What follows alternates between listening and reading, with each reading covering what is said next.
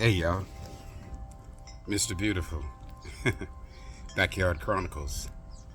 It's a Friday afternoon. Yeah. Today I want to talk about a word that a lot of women seem to struggle with, and and that word is submit and control. You know, you hear a lot of women says they don't want to be controlled by a man. They don't want to be controlled. You know, and I can understand. Nobody wants to be a puppet um, or someone dictating their every move. I just think that there is a difference between submission and and and control when properly applied. What do you mean? Um, I was a manager for many years for the city of Los Angeles. And one of the first things I learned as a manager, as a supervisor, was that you can never separate responsibility and authority and control. What do you mean? Meaning that if you give a person a responsibility, you have to also empower them by giving them the authority, the control to be able to complete whatever it is that they're responsible for, to do whatever it is that they're responsible for. So, a lot of people in this world today don't understand the connection between responsibility and control and authority. Let's go a little further. For those of you that have a job, I just explained my role as the supervisor, as the manager. Now I want to talk about like the employee at work. Your manager, your supervisor controls that work environment, manages.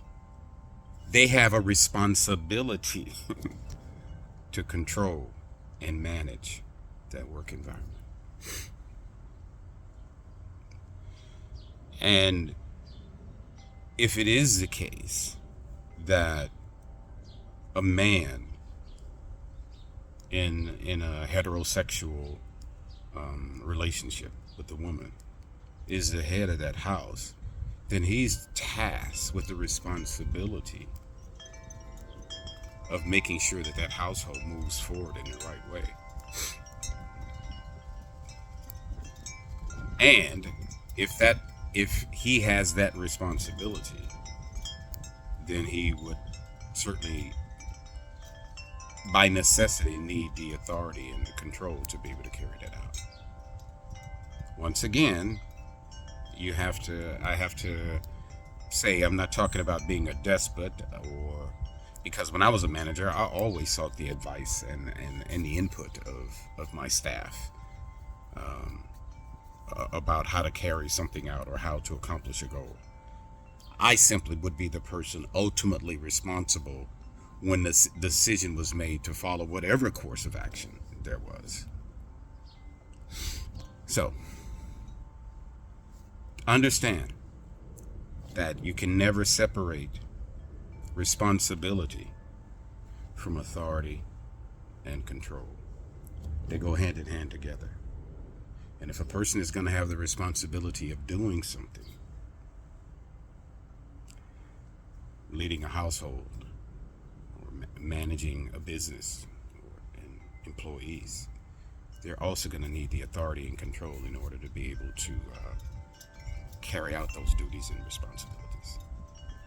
Anyway, something to think about. What are your thoughts? What do you think?